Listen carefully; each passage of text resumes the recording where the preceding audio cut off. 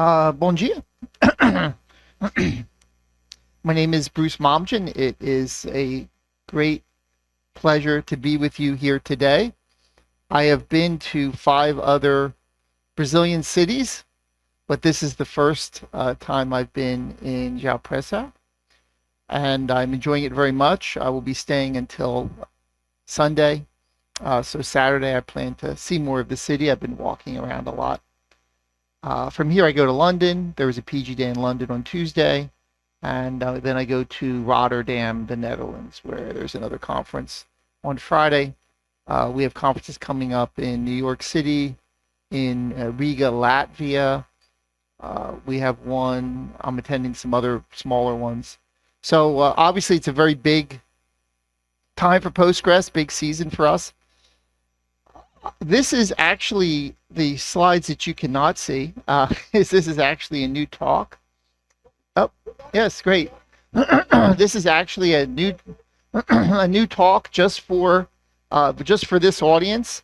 I have obviously spent a lot of time thinking about Postgres and working on it. I worked on it for 29 years. This presentation is actually one of 65 presentations on my website.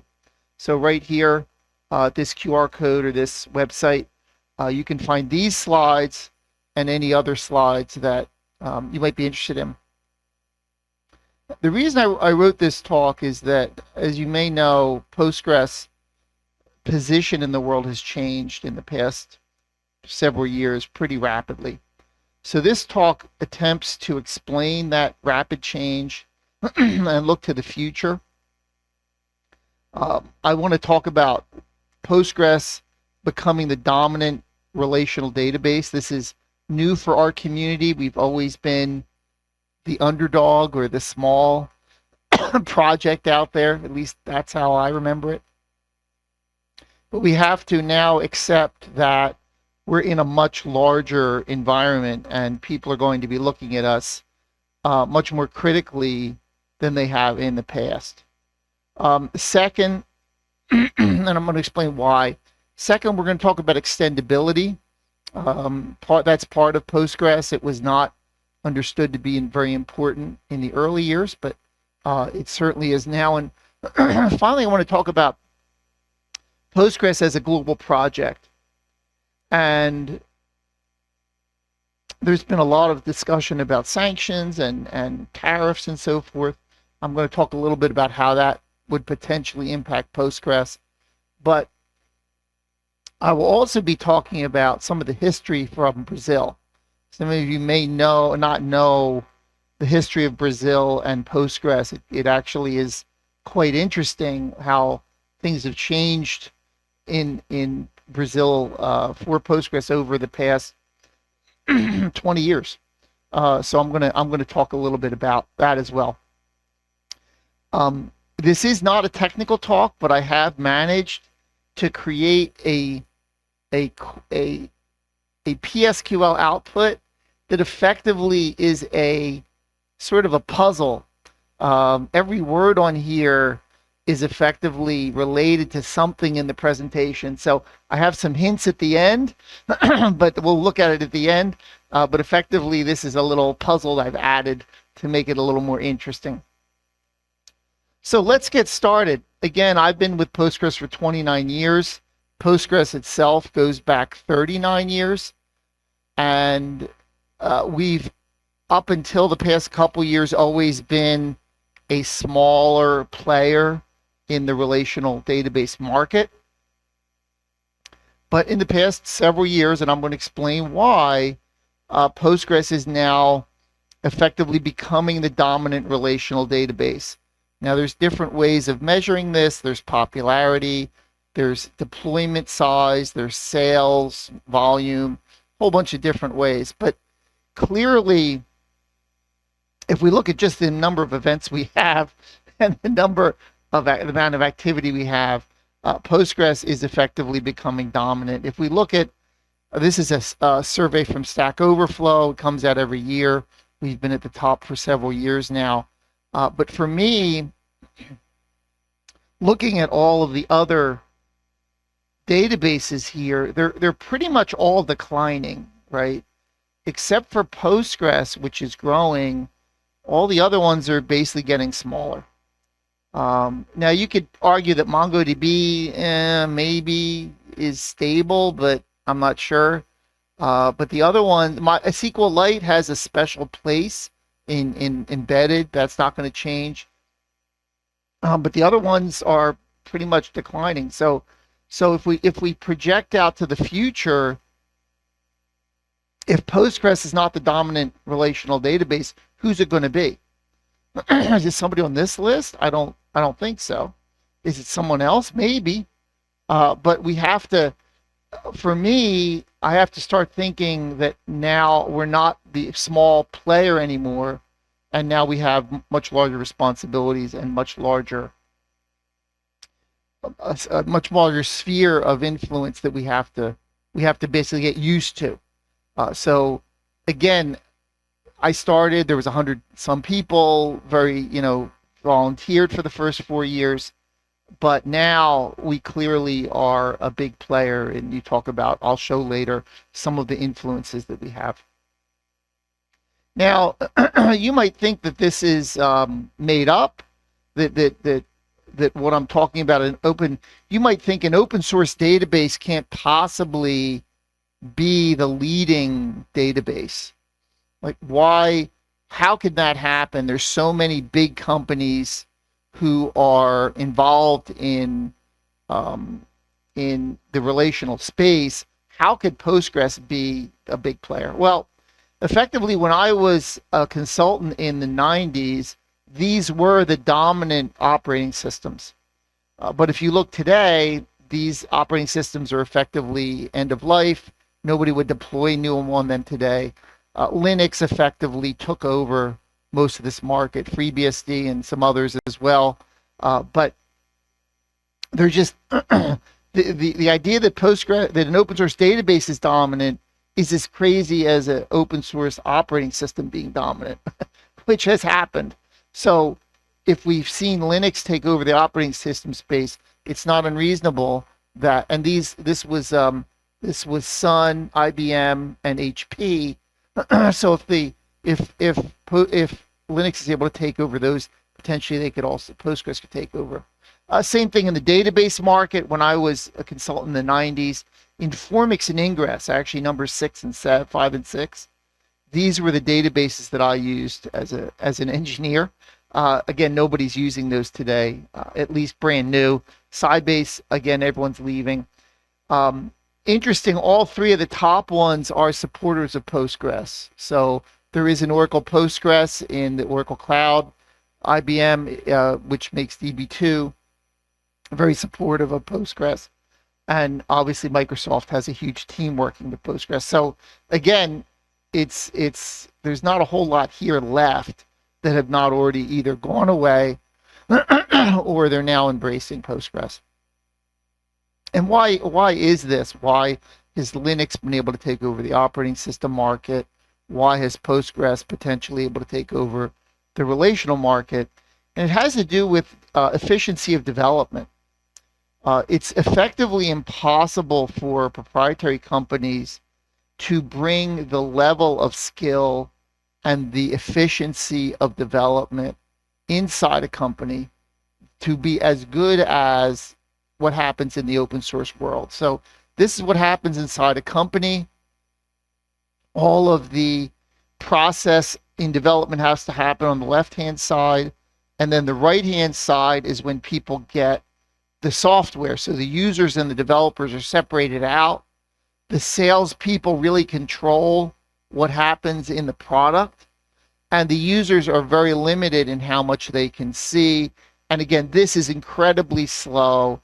The software is only as good as the people who can see the source code. So even if they hire 1,000 people, you only have the ideas of 1,000 people. With open source, because again, everything is open, users can be involved in the feature development, in the review, in the testing, and so forth.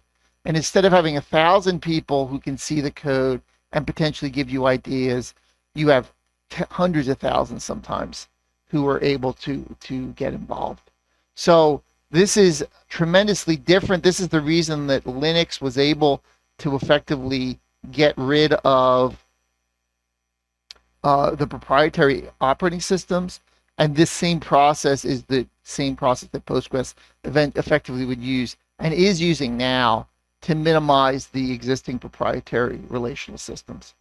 As somebody who's in Postgres, I always wondered, well, couldn't there be two open source relational systems? Like, we're the big one, but there could be others.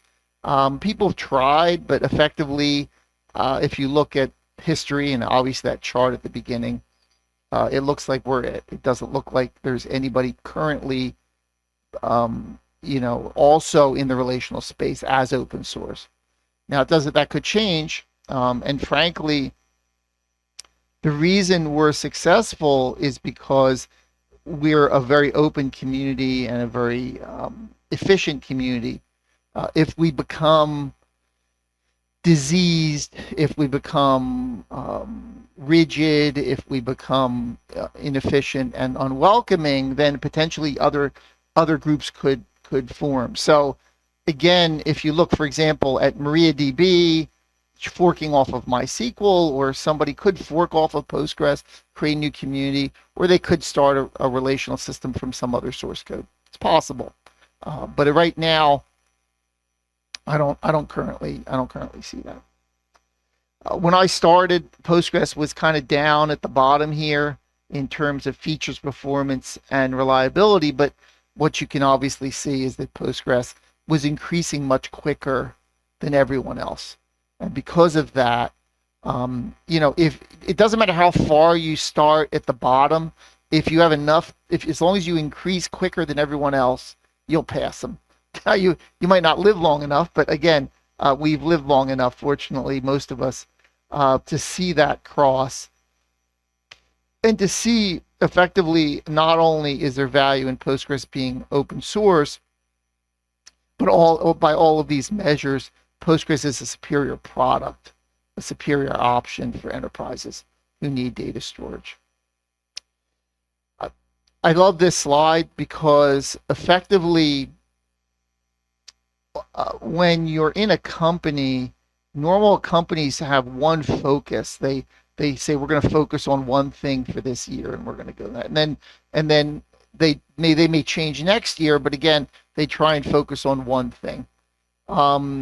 In the Postgres world, because we're not a unified development team, we have people improving Postgres in all of these areas at the same time. So some group in Russia is going to worry about performance. Some group in Italy is going to worry about user experience. Somebody else is going to worry about the cloud. Somebody else is going to be doing stuff about scaling. So what's odd for me is that people,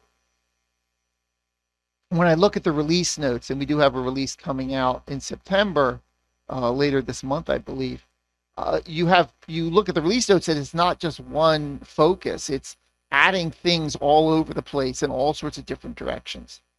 And frankly, I'm going to talk about this in the second section, but as Postgres gets extended, it's as though somebody somewhere predicts what we need, and they get there before we even realize we need it. And then a market appears and we're like, oh yeah, we have this already. I also love this slide. I've used it a lot. And again, this is more of this talk is a little more business focused, a little more focused on deciding on Postgres and helping people understand the value of Postgres. This is a survey was done about 7 years ago, but what's really interesting is that when people were originally asked, enterprises were asked, what's the biggest use, or what's the biggest attraction of open source? They would say cost, and we've heard this a lot. We've heard that many of the relational system proprietary are very expensive, so cost is usually what gets people excited about Postgres.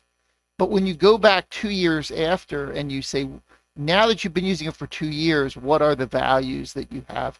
Cost drops to number 5. And this, I think, is the reason that we have so many conferences and there's so much excitement around the product. Nobody has a conference about saving money. You save money, okay, I save money, I move on. People are excited about Postgres, and I keep traveling like crazy because people are excited about what it allows them to do.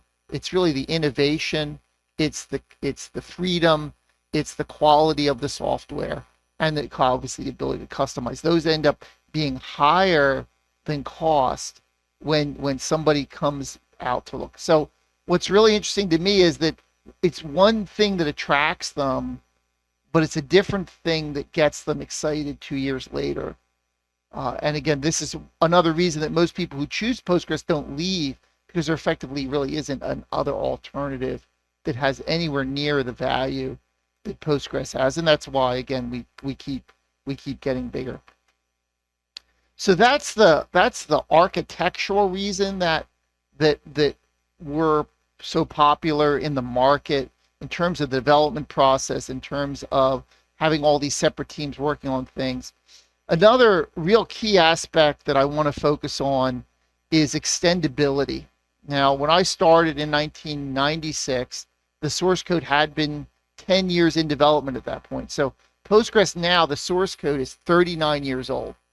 Very unusual for a 39-year-old piece of software to be the dominant innovative solution, right? Usually 39 pieces of software is like COBOL, it's gone and you're done. But again, because of the team that we have and the way we do our development, the software is continually being refreshed and reborn as we continue to polish it.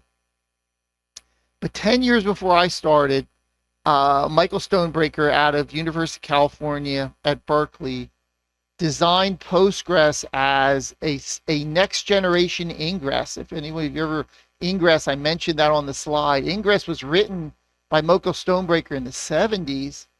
He decided that Ingress was too rigid. It was too hard it couldn't be modified to handle new workloads, new data storage. So he developed Postgres or Post Ingress in 86, which effectively had extendability. And that extendability kind of was ignored for a long period of time until about 5, 10 years, 15 years ago. In fact, when I started, we thought of removing the extendability because it was making the source code complicated and it made it slower. So fortunately we didn't, but what happened is that as by the early 2000s, there was something called PostGIS, which is the GIS plugin for Postgres. That became very popular. And we said, okay, well, if somebody's using it, that's nice. And then as we evolved, we needed full text search, we needed JSON, we needed AI, vectors, all things I'm going to talk about. Postgres was ready. The underlying structure was there for us. And that, I think, was a real turning point. So let me get more specific. When he designed Postgres in 86, he basically stored things that normally would be fixed in the binary, and he put them into system tables. So here on the right is a map of the system tables of Postgres, and it has a lot of normal column tables. But for example, there's a table right here that stores all of the data types. Now, data types are normally fixed in a relational system. You can't change them. You can't add. But in fact, with Postgres, you can do that. Same thing with indexing methods. All the areas of light blue here on the right, those are our indexing methods. Again, you wouldn't think that would be a thing, but in fact, that actually ended up being key for Postgres. And as we started to get into NoSQL workloads, even more important. Functions, operators, server-side languages, again, all these were extendable in Postgres. So when I started in the 90s with relational systems, our workloads were kind of down here on the left, where we were doing order entry. We had dumb terminals, right? And you would type in, okay, customer wants something, or we're going to send a bill to this person. But what has happened from the 90s until now is that the needs for relational systems have dramatically expanded. So probably the first change was data warehouse. That's kind of late 90s, early 2000s, where people wanted to analyze their data in a special way. Teradata being a big one. Netezza, another one actually based on Postgres. And those were kind of the two big ones. But things rapidly expanded as the web grew. The need to store web data in Postgres from web applications, for example, from mobile applications as the iPhone and Android became popular. Again, another workload that we had to handle. And of course, we were able to add JSON and JSONB during that period using our extendability to effectively change Postgres to handle what would be very difficult for a non-expandable database. Uh, I mean, other relational systems have tried to add some of these data types over time, but it's usually done in a very awkward way because they don't have the extendability built into the source code. So it kind of is very awkward and it doesn't quite work right usually. But Postgres, because it was designed from the beginning to be extendable, and we didn't understand how useful that was, ended up being pretty important. Internet of Things, AI. Now, AI is a great example because AI, the whole generative AI excitement really only started in November of 2022. So less than 3 years ago, there was not the kind of excitement about AI that we have today. Now, I have a separate AI talk on my website that explores that. Actually, there's two AI talks, but the second one, Postgres in the AI trenches, is one that kind of goes through some of that history and explains it. But when AI became popular, let's say 2, 3 years ago, first question was, hey, what can Postgres do AI? And we looked at that question and we realized that what they were really asking, could we store large vectors efficiently? AI actually effectively needs 1,000-dimensional, 10,000-dimensional vectors, which is an unusual requirement. Usually people aren't storing maybe 2 or 3 dimensions, but not 1,000 or 10,000 dimensions. But fortunately, somebody had written PG Vector a couple of years ago as an extension. So the community basically said, okay, if you want to do AI, just go look at that thing over there. We didn't really know what it was. And they would come back and say, works great. I'm like, okay, good. So we really, as a project, didn't do anything to AI. We had this extension. It was already there. Some of our community members are now more involved in improving it. But again, great example, similar to PostGIS, where a separate team had already developed a solution that we didn't even know was a problem. But as soon as they needed it, again, remember I talked about this chart where people are just doing things all the time and we don't really know everything they're doing. Somebody somewhere saw this as a need, developed the software, PG Vector, and then we were able to basically say, we don't have anything, but install this extension and then you have the rest of Postgres and it works great. So again, big shocker. Document storage, we needed full text search. That was done using our extendable system. GPS, GIS, I talked about PostGIS, of course. Social media data, again, same thing. So Postgres was already good in terms of in sort of traditional relational workloads. But what really, I think, propelled it was the big turning point for me, I think, was JSON, when we could actually store JSON data efficiently and look it up efficiently and index it efficiently. That was something that nobody really was able to do up until that point in the relational space. And again, it's just compounded when AI became hot and we had that solution already as well. So you now see people who have multiple database products in their enterprise saying, well, why do I have Elasticsearch? Why do I have some of these other Mongo? Why do I have these other databases when I can all just put everything in Postgres and have one database to manage and be able to join that data together efficiently? And you see a lot of that consolidation of systems using into Postgres. Now that again was not possible before. This is my history of Postgres. Again, back to the university, 1996. We were trying to prevent it from crashing because the university code wasn't quite like enterprise ready. They just kind of they weren't super careful about what they did sometimes. Then we added SQL standard capability in Postgres. That was important. we had an enterprise, but now from 2012, we're now in the innovation phase. And in the innovation phase, we're effectively doing stuff that nobody's done before. We can copy the SQL standard, we can copy enterprise features. But innovation, I think, is the area that we really excel in.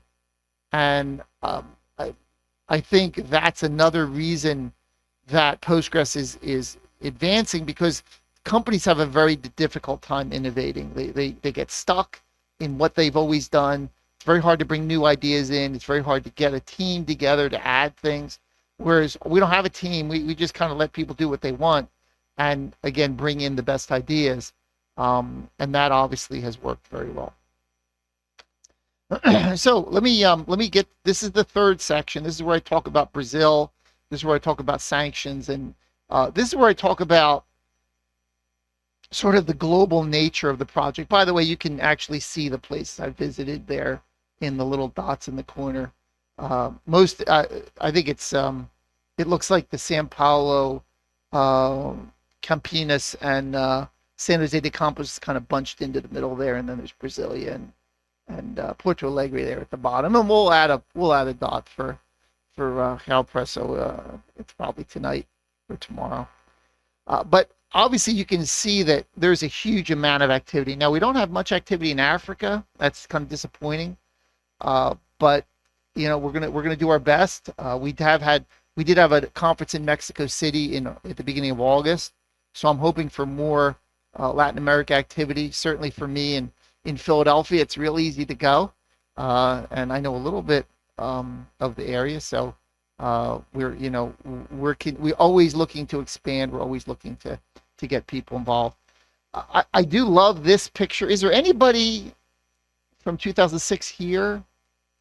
Euler, maybe? No, he's not here.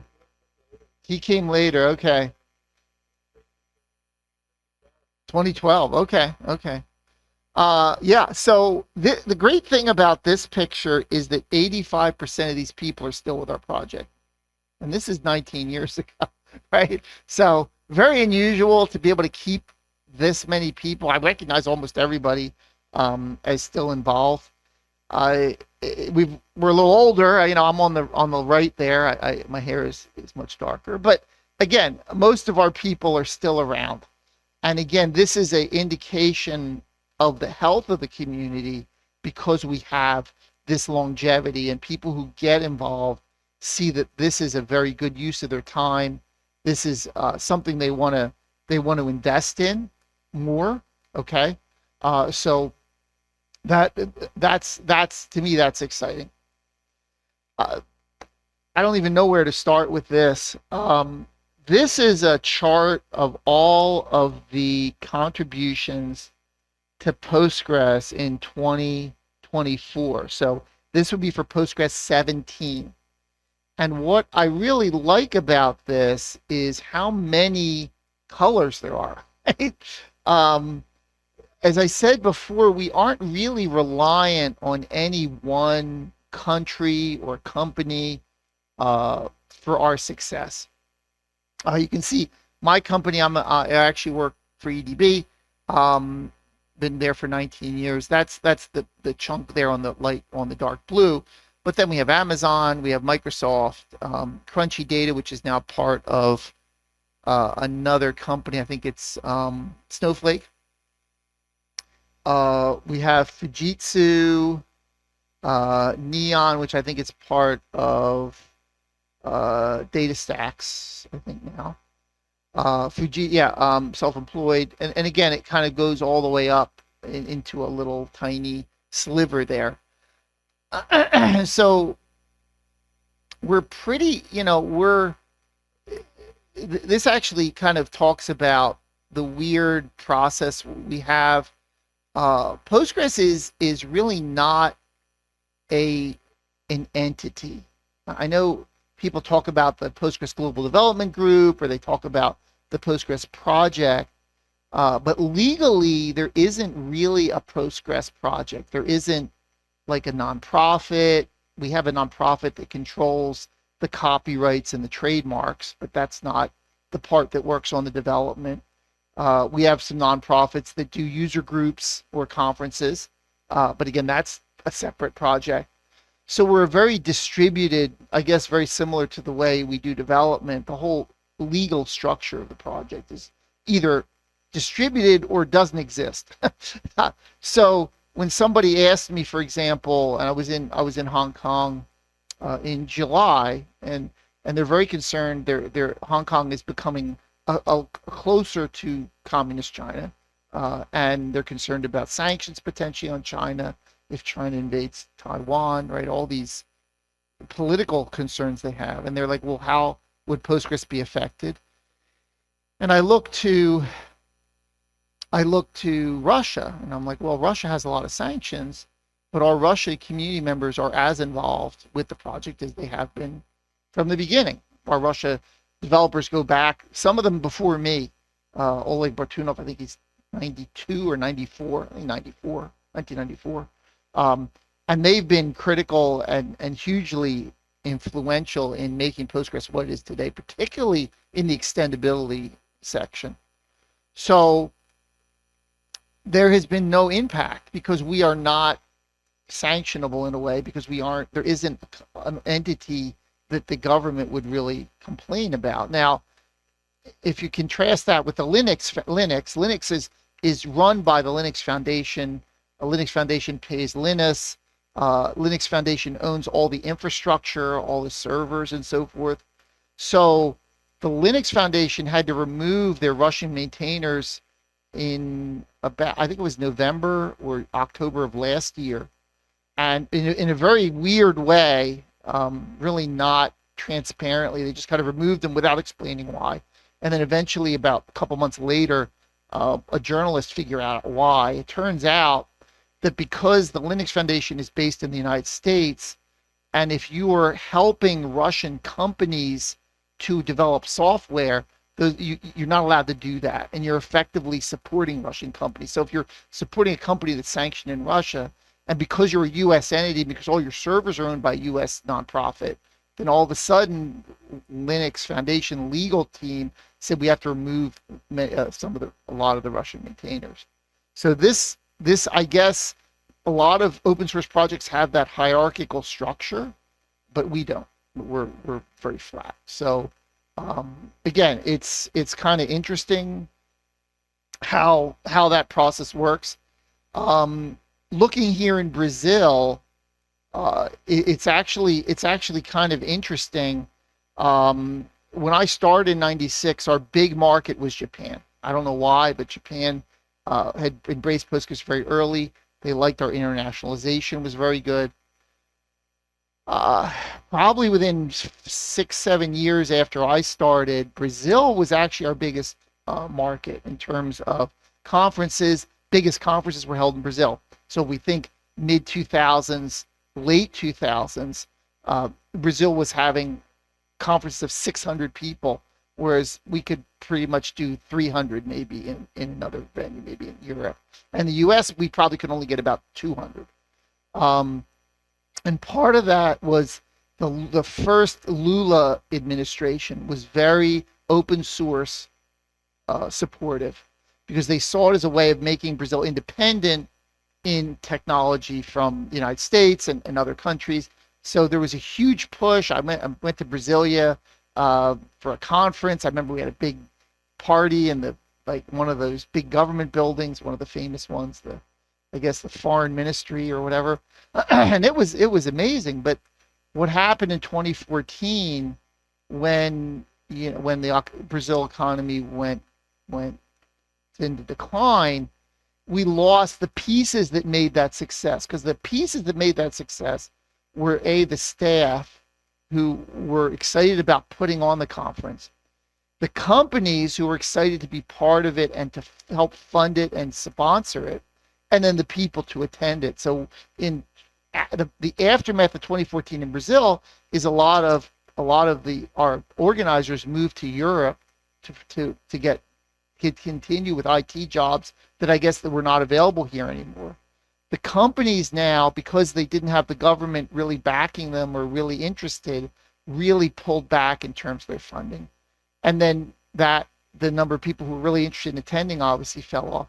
So it's a very odd market where you had effectively, this was the biggest Postgres market, at least in terms of event attendance, up until 2014. And we're, I guess 11 years later, we're still rebuilding what from that period. So very unusual. I can't really give you another country that's gone through that. Usually we just keep getting bigger and bigger in every country. But Brazil got bigger very quickly, I think because of the government. And then when the government changed, it got smaller very quickly. So it's very disappointing. Obviously, I'm here to help build it. A lot of people are really dedicated to do that. We have a lot more companies now who are interested, a lot of our sponsors here, wherever they are. There we go. Okay. So yeah, we're rebuilding, but again, it's going to take time. It built very quickly in the past, but again, I think this is a healthier build because we're not relying on a sort of the government to sort of direct what we want to do. But on the other hand, it's whatever. I know everyone I've talked to the organizers, and they have a heart for what we're doing. They have a heart for what this can do for Brazil. But again, it does take work, and they're looking for volunteers. These companies are helping us. We'll continue to have events, and we'll continue to grow. And it's the same thing in other Latin American countries. In Mexico, we're in the exact same case where we're trying to build momentum around the project. So that's what I wanted to kind of go over in terms of the history of Brazil. You may not realize how big Postgres was in Brazil at that time. But I honestly, from the United States, I don't understand all the details of why things changed so dramatically in 2014. You would know that. I unfortunately don't. But again, we are dedicated to continue to help you grow here. Basically, when I was talking about one of the reasons that the Lula government first administration was excited about open source, and that is because it enabled Brazil to be self-sufficient. Because when you're looking at a closed source piece of software, the only people who can really support it are the people who have access to that software. And typically those are companies in the United States, or those are individuals who work for companies in the United States. What's really great about open source is that we can have any of these companies, they all have access to the source code, right? Everyone in the world has access to source code. So they can become as expert as they want to be, as much time as they want to spend, as much research as they want to do. If they want to expand it, they want to extend it, they want to do whatever they want with it, the license allows them to do that. And I think that is really, I think that's the key reason that open source is so good, is that instead of harnessing a small number of people who work in a company, typically based in the United States, we are able to harness people all over the world, including everyone in Brazil, to help make Postgres better. And again, I've been working for 29 years to grow that pile. I know we have a number of other people who work for decades as well. And we'll continue to do that because we believe in what this is doing for IT, in the value we're giving to engineers and to companies who need to store large amounts of data, and the value of just individuals who can expand their careers because they have this option. I mentioned this pun just to finish. Very rarely do I put sort of a puzzle in my talk, but I felt really led to this because, again, this is not a technical talk, but this is kind of cute. It's basically a PSQL session, and we're actually asking about something. And if you're curious exactly what it is that's sort of a puzzle here, I have some hints. The name of the database, the name of the table, a word from the title appears here. Column appears also, and column is similar to one word in the title. The data types actually over here were specially chosen, and even we even have a reference to PostGIS which is actually the last column there. So again, that is all that I have for you today. I wanted to give you, this is actually a monument in Rome to Castor and Pollux, which were sort of mythical gods or something in Rome. But and again, the title of this is Three Attributes, and I found a picture with three poles. So I have about 2 minutes to take a question, maybe or two, and then we'll dismiss to start the 10:30 session. Does anyone have a question? Yes. I was thinking what you told about the community in Brazil, and I've been here for 20 years by now.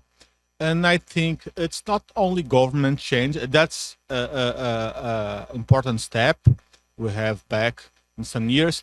But in Brazil, we have some stuff that we professionals when we start and 20 earlier, we are going out from university. We are very young, and most of us believe in open source and free source, and there's a huge excitement about this. And then we start work and have our families and have child. And in Brazil, if you need to have a bigger paycheck, you don't have an epsilon career. Right. So you need to get out of technical skills and become a boss of somewhere, and then you get more space from community. But now in pandemics, many people start to work abroad and work for companies outside Brazil and have bigger paychecks, using their technical skills. But we have a smaller community today, but the use of Postgres in Brazil having been bigger year by year. We have a Telegram group with about 4,000 people making questions every day. We moved from the mail systems groups to Telegram today. But the community is not so strong as 20 years ago or 10 years ago. But I think the market is in Brazil, the professional skills, companies work in Brazil. I remember when I start the first Postgres company in Brazil in 2010, and now we have many other companies working with Postgres. So I think the market is getting bigger and mature, but the community is having a new refreshment with new people, and that is very great to see. We have in conference and other cities how we had 10 or 15 years ago, and that's nice to see it again. Yeah, I agree with you. One of the reasons that you're right, when you're young, you have a lot more time, and as you get older, you have more responsibility. That's also why I'm glad we're having it in a university where we can obviously impact people. When we did it in Mexico City, we also invited a large number of people. One of the jobs I had actually before Russia got sanctioned was to go to Russia and visit a lot of the countries, a lot of the cities around Russia, talking to university groups about Postgres, and we could do the same thing here in Brazil if we decide to. So I agree with that.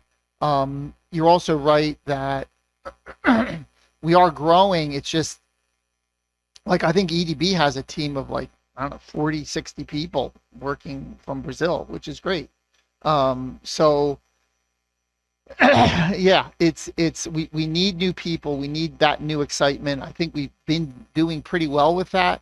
But again, how do we replicate that and make it even bigger is the big question. So I think I am actually out of time because I think we wanted to finish at 10. I have 5 minutes. Okay, so I will take one more question.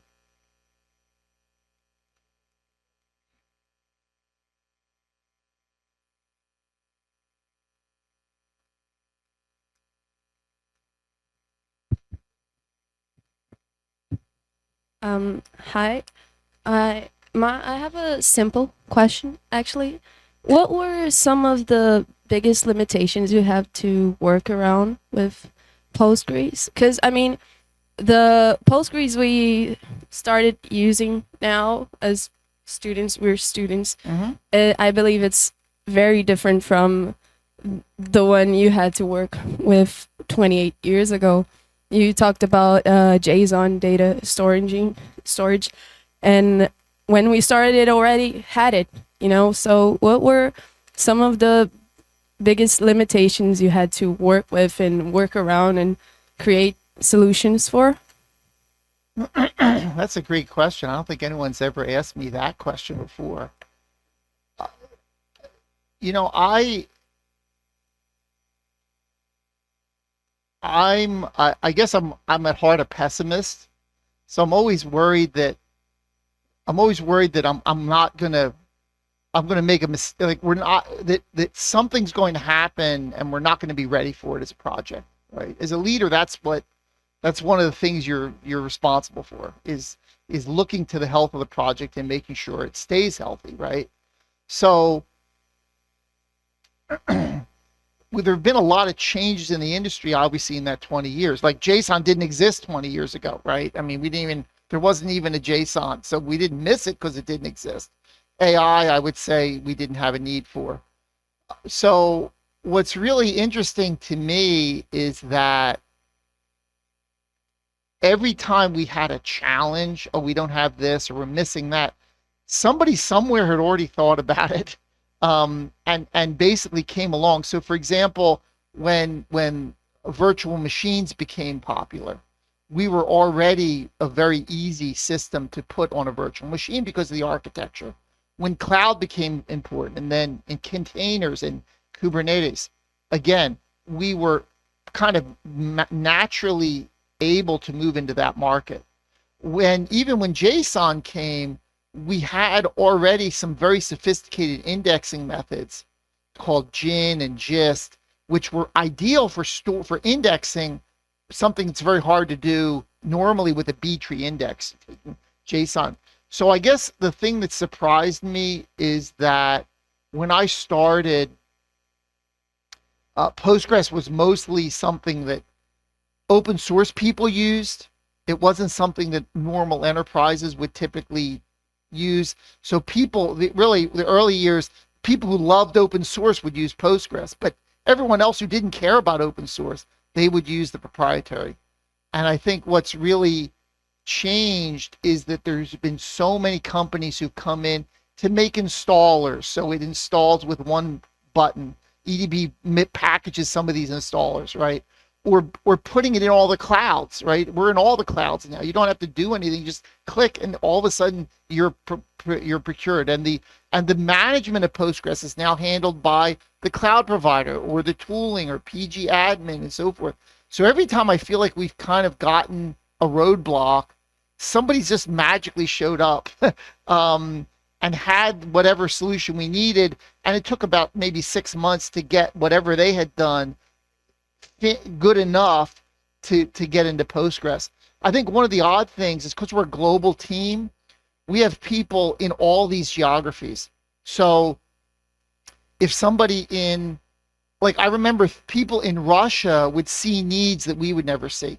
So they would develop it and we wouldn't even understand why this was important. And then a year later, the need would show up and we'd look at the Russians, we say, how did you know that was going to be how did you know that was going to be a need? We're like, well, we kind of figured it out, right? Same thing with China. There's some needs there. They see needs that we don't see. And then all of a sudden they develop something and we accept it and we don't know if it's going to be useful or not. And then year later, 2 years later, it's all we already have it. We look like we have. It looks like we have a crystal ball where we can predict the future, but we can't. We just have these people everywhere who are always thinking, and I think that is what has really propelled us. Yeah. Thank you. Appreciate it. I'm out of time. Hope you're gonna have a great conference. I'll see you around. Thank you.